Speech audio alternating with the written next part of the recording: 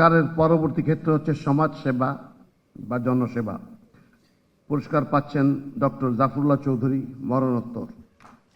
Doctor Zafrullah Chowdhury 1941 সালের 27 December চট্টগ্রামের রাউজান উপজেলার কোয়েপাড়া গ্রামে জন্মগ্রহণ করেন।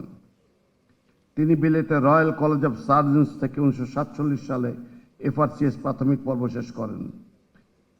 তিনি 480 শয্যা বিশিষ্ট বাংলাদেশ ফিল্ড হাসপাতাল ও গণস্বাস্থ্য কেন্দ্র প্রতিষ্ঠা করেন। তিনি আধুনিক চিকিৎসা সেবা প্রদান, শিক্ষা ও গবেষণার মাধ্যমে জাতীয় ও আন্তর্জাতিক নীতি, বিশেষ করে জাতীয় ঔষধ নীতি 1982 প্রণয়নে গুরুত্বপূর্ণ ভূমিকা পালন করেন। জনসংখ্যা নিয়ন্ত্রণে অবদানের স্বীকৃতি স্বরূপ 1977 সালে স্বাধীনতা পুরস্কার লাভ করেন।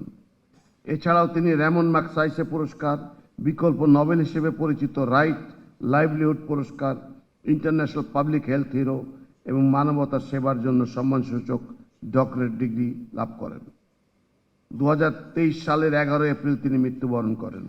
সমাজ সেবায় গৌরবোজ্জ্বল ও কৃতিত্বপূর্ণ অবদানের স্বীকৃতি স্বরূপ জাফরুল্লাহ চৌধুরীকে স্বাধীনতা পুরস্কার 2026 প্রদান করা হলো।